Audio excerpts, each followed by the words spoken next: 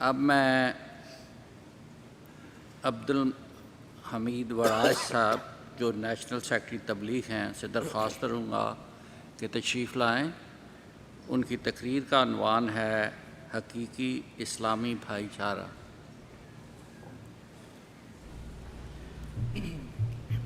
السلام علیکم ورحمۃ اللہ وبرکاتہ۔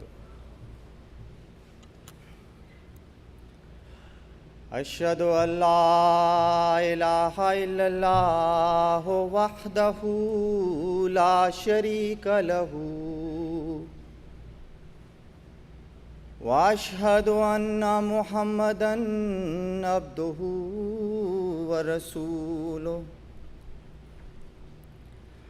اما بعد فاعوذ باللہ من الشیطان الرجیم۔ بسم اللہ الرحمن الرحیم۔ یا ایھا الذین آمنوا اتقوا اللہ حق تقاتہ ولا تموتن الا وانتم مسلمون۔ واعتصموا بحبل اللہ جميعا ولا تفرقوا واذکروا نعمت اللہ علیکم اذ کنتم اعداء فألف بین قلوبکم فاصبحتم بنعمتہ اخوانا وکنتم علی شفا حفرۃ من النار فانقذکم منہا کذالک یبین اللہ لکم آیاتہ لعلکم تہتدون۔ اے مومنو، اللہ کا ایسا تقوی اختیار کرو جیسا کہ اس کے تقوی کا حق ہے، اور ہرگز نہ مرو مگر اس حالت میں کہ تم پورے فرما بردار ہو، اور اللہ کی رسی کو سب مضبوطی سے پکڑ لو اور تفرقہ نہ کرو، اور اپنے اوپر اللہ کی نعمت کو یاد کرو۔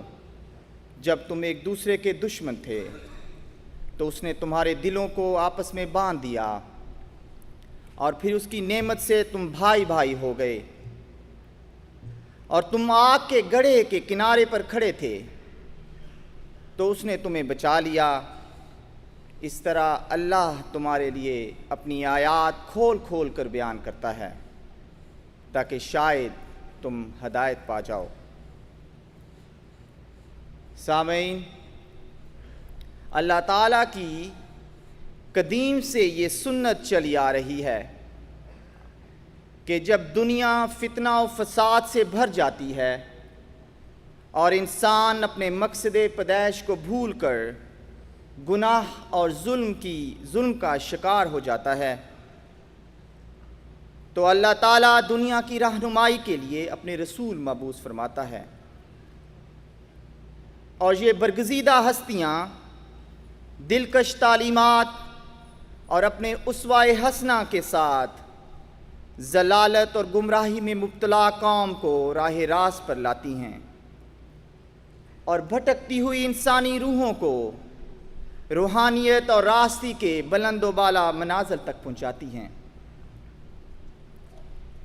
یہی وہ حبل اللہ ہے جس کو تھامے رکھنے سے انسانیت کے اندر محبت اور اخوت اور بھائی چارے کے جذبات قائم رہ سکتے ہیں۔ دشمن دوست بن جاتے ہیں، غیر اپنے ہو جاتے ہیں، اور ایک ایسی جماعت تشکیل پاتی ہے جس کے بارے میں آن حضرت صلی اللہ علیہ وآلہ وسلم کا ارشاد ہے کہ مومنوں کی باہمی محبت اور رحمت اور شفقت کی مثال ایک بدن کی سی ہے۔ جب اس کا کوئی عضو تکلیف میں ہو تو اس کی وجہ سے سارا بدن بے خوابی اور بخار محسوس کرتا ہے۔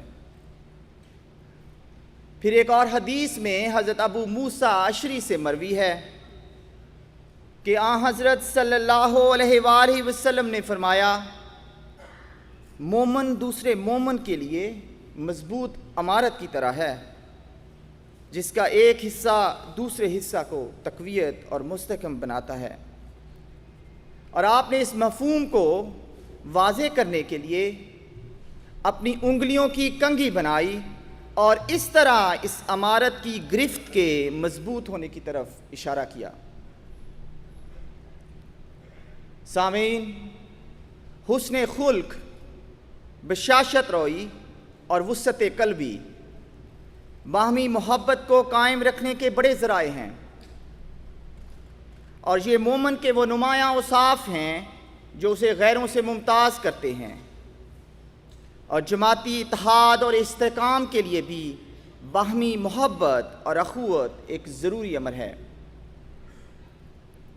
اور یہ وہ زندہ درخشاں معجزہ ہے جو ازل سے الہی جماعتوں کا خاصہ رہا ہے، اور جسے مخالفین بصد حسرت و یاس دیکھتے ہیں اور زبان حال سے لو کانوا مسلمین کا اظہار کرتے ہیں، مگر باوجود بڑی کوشش اور متعدد دنیاوی تدابیر کے وہ اس عظیم اخوت کو حاصل نہیں کر سکتے جو نعمت ربانی کی صورت میں مامور خدا کی آواز پر لبیک کہنے والوں میں قائم ہوتی ہے۔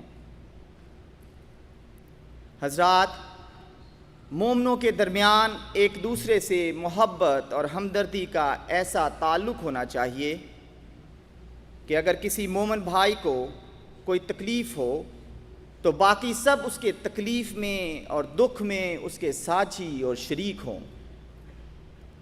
اگرچہ سچے مومنین کی جماعت میں بحثیت مجموعی تو ہمیں ایسے نظارے دیکھنے میں ملتے ہیں، لیکن یہ نہیں کہا جا سکتا کہ جماعت کے ہر فرد کی اپنے بھائیوں کے دکھ اور تکلیف پر ایسی ہی کیفیت ہوا کرتی ہے۔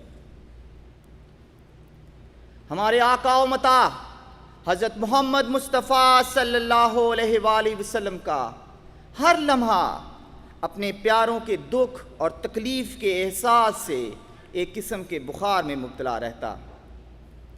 آپ کی راتیں بھی ان کی خاطر بے چینی میں گزرتیں اور دن بھی ان کی تکلیفوں کو دور کرنے کے لیے تدابیر میں صرف ہوتا۔ اور قرآن مجید میں اللہ تعالیٰ نے اس حقیقت کی طرف ان الفاظ میں اشارہ فرمایا ہے، لَقَدْ جَاءَكُمْ رَسُولٌ مِّنْ أَنفُسِكُمْ عَزِيزٌ عَلَيْهِ مَا عَنِتُّمْ حَرِيصٌ عَلَيْكُمْ بِالْمُؤْمِنِينَ رَءُوفٌ رَحِيمٌ۔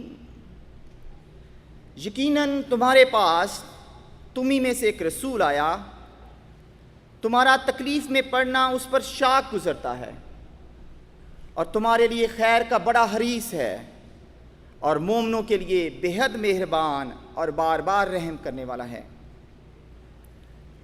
سامعین، آپ صلی اللہ علیہ وآلہ وسلم کی اس جان سوزی اور انتہائی رحمت و شفقت کا نتیجہ تھا کہ اللہ تعالیٰ نے ساری جماعت مومنین کے دلوں کو آپس میں محبت، الفت، اخوت کے اٹوٹ رشتوں میں باندھ دیا، اور آسمان نے ان کے متعلق رحماء بینہم اور بنیان مرصوص ہونے کی گواہی دی۔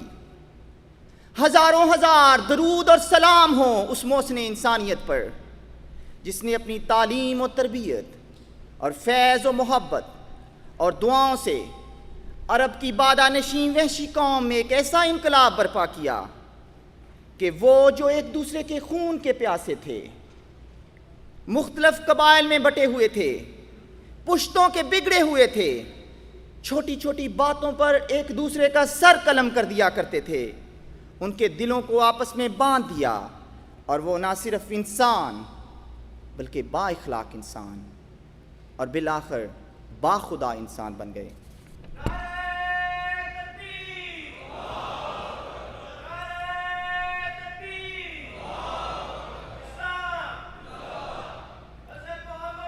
سامعین، آپ صلی اللہ علیہ وسلم کے صحابہ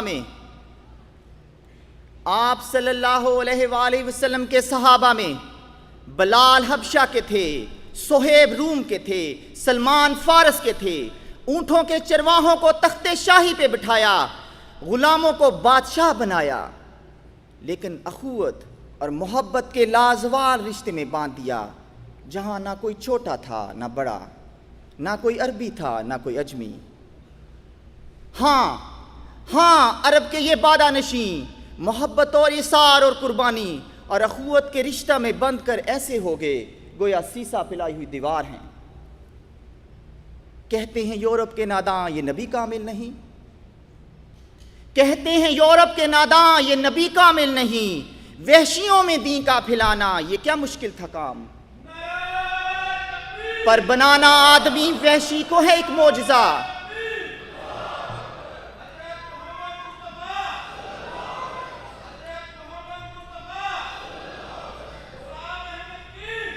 پر بنانا آدمی وحشی کو ہے ایک معجزہ، معنی راز نبوت ہے اسی سے آشکار۔ سامعین، محبت اور بھائی چارے کی زندہ مثال جو تاریخ اسلام میں رقم ہے، وہ مکہ کے وہ مہاجرین جو بے سر و سامانی کی حالت میں اپنا سب کچھ مکہ چھوڑ کر مدینہ آئے، تو انصار نے انہیں ہاتھوں ہاتھ لیا، ان کو اپنے گھر دیے، باغ دیے، اپنی محنتوں میں ان کو شریک کیا، خود تکلیف اٹھائی لیکن اپنے بھائیوں کو آرام پہنچایا۔ بنو نذیر کی زمین مسلمانوں کے ہاتھ آئی، حضرت صلی اللہ علیہ وسلم نے 2 انصاریوں کے سوا باقی ساری زمین مہاجرین کو دے دی۔ انصار نے خوشی سے اس فیصلہ کو تسلیم کیا۔ اللہ کو ان کی یہ ادا پسند آئی اور ان کی مدح سورۃ حشر کی ان آیات میں کی، جس کا ترجمہ کچھ یوں ہے: اور وہ لوگ جنہوں نے ان سے پہلے ہی گھر تیار کر رکھے تھے اور ایمانوں کو دلوں میں جگہ دی تھی، وہ ان سے محبت کرتے تھے جو ہجرت کر کے ان کی طرف آئے، اور اپنے سینوں میں اس کی کچھ حاجت نہیں پاتے تھے جو ان مہاجروں کو دیا گیا، اور خود اپنی جانوں پر دوسروں کو ترجیح دیتے تھے باوجود اس کے کہ انہیں خود تنگی درپیش تھی۔ بس جو کوئی بھی نفس کی خساست سے بچایا جائے تو یہی وہ لوگ ہیں جو کامیاب ہونے والے ہیں۔ حضرات، اثار دراصل قربانی کا سب سے بڑا اور آخری درجہ ہے۔ جنگ یرموک میں حضرت اکرمہ، حضرت حارث بن ہشام اور حضرت سہیل بن عمرو زخم کھا کر زمین پر گر پڑے۔ اس حالت میں اکرمہ نے پانی مانگا، پانی آیا تو انہوں نے دیکھا کہ سہیل پانی کی طرف دیکھ رہے ہیں، بولے پہلے سہیل کو پلاؤ۔ حضرت سہیل کے پاس پانی آیا تو انہوں نے دیکھا حارث کی نگاہ بھی پانی کی طرف ہے، بولے ان کو پلاؤ۔ بالآخر یہ ہوا کہ کسی کے منہ میں پانی کا ایک قطرہ نہ گیا، اور سب نے اپنے بھائی کے لیے اثار اور قربانی کا نمونہ دکھاتے ہوئے تشنا کامی کی حالت میں جان دی۔ یہ وہ لوگ تھے جو پہلے دوسروں کا حق مار لینے والے اور پانی کے بدلے خون کی ندیاں بہا دینے والے تھے، لیکن اب وہ اس چشمہ روحانیت سے فیض یاب تھے جس کا ہر قطرہ نفسانیت کے لیے موت کا حکم رکھتا تھا۔ سامعین، اس زمانے میں اللہ تعالیٰ نے حضرت صلی اللہ علیہ وآلہ وسلم کے روحانی فرزند اور عاشق صادق حضرت مرزا غلام احمد قادیانی علیہ السلام کے ذریعے سے محمدی فیضان کو پھر سے جاری کیا، اور ایک ایسی جماعت وجود میں آئی جس نے صحابہ کے نمونہ پہ چلتے ہوئے اثار اور قربانی اور اخوت کے اعلیٰ نمونے قائم کیے۔ مکرم منور احمد صاحب اور ناصر محمود خان صاحب اس کی تازہ مثال ہیں۔ دارالذکر لاہور میں جب درندگی اور وحشت کے کھیل کے دوران بے گناہ لوگ زخمی اور شہید ہوئے تو یہ رینگتے ہوئے جاتے اور اپنے زخمی ساتھیوں کو پانی پلاتے۔ ناصر محمود خان، وہی ناصر محمود جنہوں نے دوسروں کی جان بچانے کے لیے دہشت گرد کی طرف سے پھینکا جانے والا گرنیڈ اپنے ہاتھوں میں لیا تاکہ اس کے دوسرے بھائی زخمی نہ ہوں، اور یوں ان دونوں نوجوانوں نے جام شہادت نوش کیا اور تاریخ احمدیت میں ہمیشہ ہمیش کے لیے رقم ہو گئے۔ راہ مولا میں جو مرتے ہیں وہی جیتے ہیں، موت کے آنے سے پہلے ہی فنا ہو جاؤ۔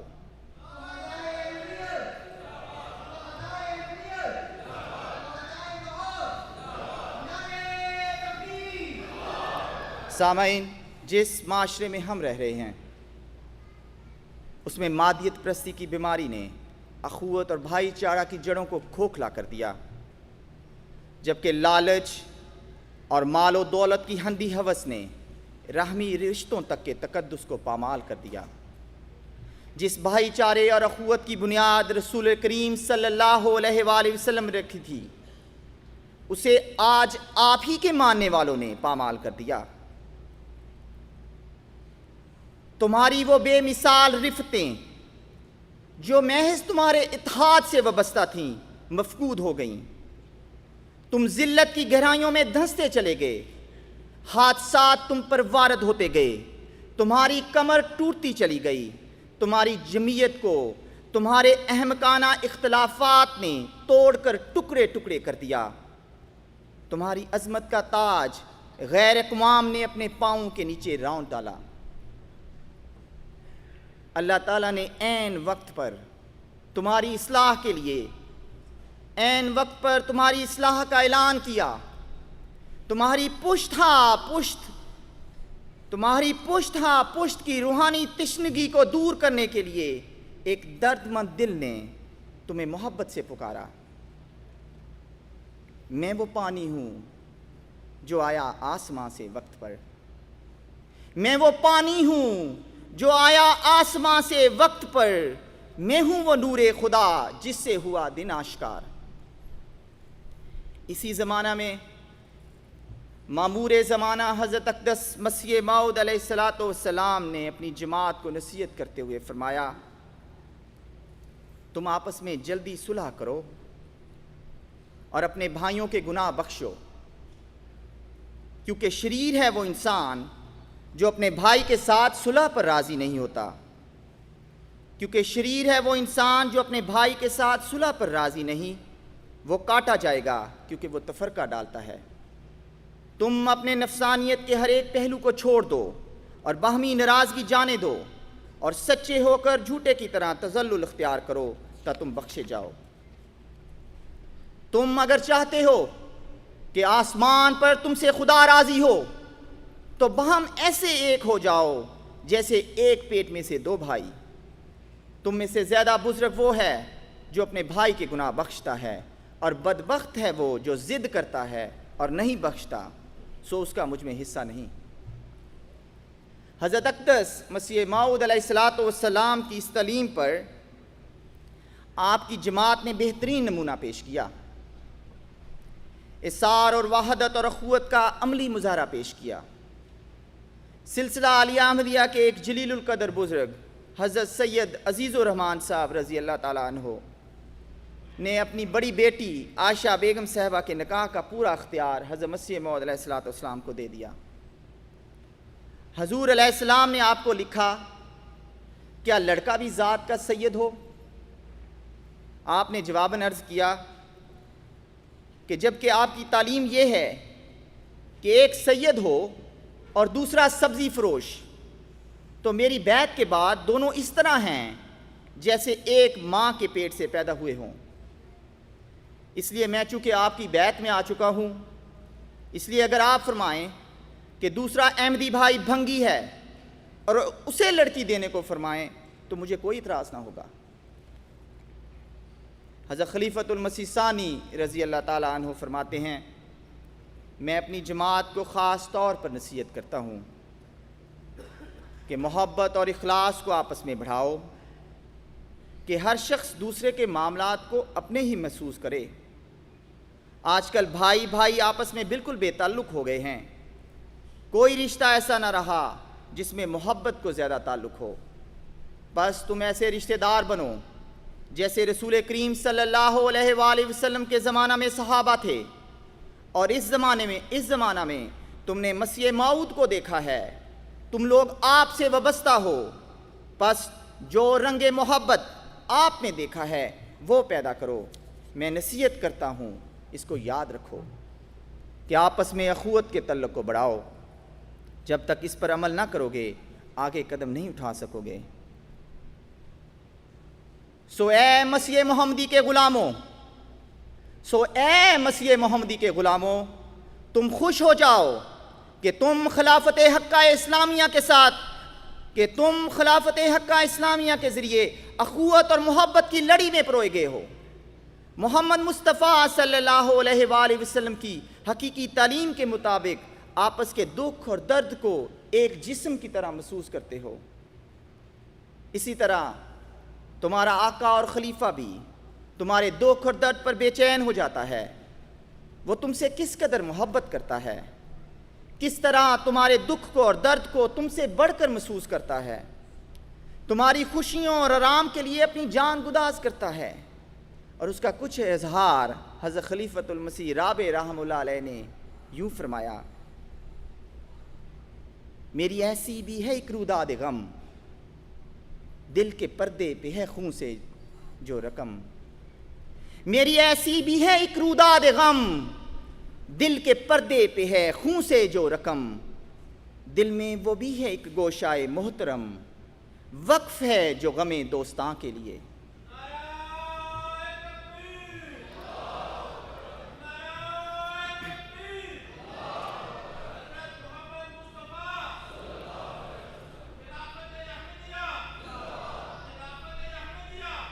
سامعین، یہ وہ روحانی نظام ہے جو دنیا کی کسی قوم کو نصیب نہیں، صرف اور صرف خلافت احمدیہ کے ساتھ وابستہ ہے۔ ہمارے پیارے امام حضرت خلیفۃ المسیح خامس ایدہ اللہ تعالیٰ بنصر العزیز فرماتے ہیں، بس اگر آپ نے ترقی کرنی ہے اور دنیا میں غالب آنا ہے تو میری نصیحت اور میرا پیغام یہی ہے کہ آپ خلافت سے وابستہ ہو جائیں اور اس حبل اللہ کو مضبوطی سے تھامے رکھیں کہ ہماری ساری ترقیات کا دار و مدار خلافت کی وابستگی میں پنہاں ہے۔ سو اے محمد مصطفیٰ صلی اللہ علیہ وسلم کی غلامی کا دم بھرنے والو، سو اے محمد مصطفیٰ صلی اللہ علیہ وآلہ وسلم کی غلامی کا دم بھرنے والو، آج فی الواقعہ اسلام کو اپنے احیاء کے لیے ایسے مخلص خدام اور جانثاروں کی ضرورت ہے جو اپنی تمام دنیاوی ضروریات کو اور خواہشات کو محمد عربی صلی اللہ علیہ وسلم کی عظمت اور خدا تعالیٰ کی توحید کی خاطر قربان کر کے آپس میں بھائی بھائی بن کر دنیا کو اس روحانی نظام کی طرف بلانے والے ہوں۔ یہ کام فرزانوں کے بس کا نہیں، یہ کام فرزانوں کے بس کا نہیں بلکہ دیوانوں کے مقدر میں لکھا گیا ہے۔ وہ دیوانے جو ایک جماعت ہوں، اخوت اور بھائی چارے کی زندہ مثال ہوں، جو اپنے اندر غیر معمولی اجتماعیت رکھتے ہوں، جو ایک امام کے ہاتھ پر جمع ہوں، جو ایک آواز پر اٹھ جاتے ہوں اور ایک آواز پر بیٹھ جاتے ہوں، جو اپنی زندگیاں دین کے لیے وقف کر سکتے ہوں، جو علائے کلمت اللہ کے لیے اپنے گھروں کو خیر بات کہہ سکتے ہوں، جو جان و مال اور آبرو امام وقت کے ایک اشارے پر قربان کر دینے کو تیار ہوں۔ یہ کام اللہ تعالیٰ نے حضرت مسیح موعود علیہ السلام کی جماعت کے لیے مقدر کر رکھا ہے۔ یہی خدا کی تقدیر ہے، یہی خدا کی تقدیر ہے جو آج جماعت احمدیہ کے ذریعے سے ظاہر ہو رہی ہے۔ پس اے محمد عربی کے غلاموں، اے محمد عربی کے غلاموں، اللہ نے آسمان سے جو رسی لٹکائی ہے اسے مضبوطی سے تھام لو اور اپنی عظمت رفتہ کو آواز دو۔ وہ دوڑتی ہوئی تمہاری طرف آئے گی۔ قرون اولیٰ کا روٹھا ہوا زمانہ پھر لوٹ آئے گا۔ جلدی کرو، جلدی کرو کہ دنیا کی تمام دجالی طاقتیں اسلام کو صفحہ ہستی سے مٹانے پر تلی ہوئی ہیں، قبل اس کے کہ وہ تمہارا نام تاریخی عالم سے کھرچ کر مٹا دیں۔ اپنے اتحاد، اخوت، قربانی، اصرار اور عمل و کردار کی تیز تلوار سے ان پنجوں کو کاٹ دو۔ اللہ کرے کہ ایسا ہی ہو۔ ہر طرف آواز دینا ہے ہمارا کام آج، جس کی فطرت نیک ہے آئے گا وہ انجام کار۔ وآخر دعوانا الحمدللہ رب العالمین۔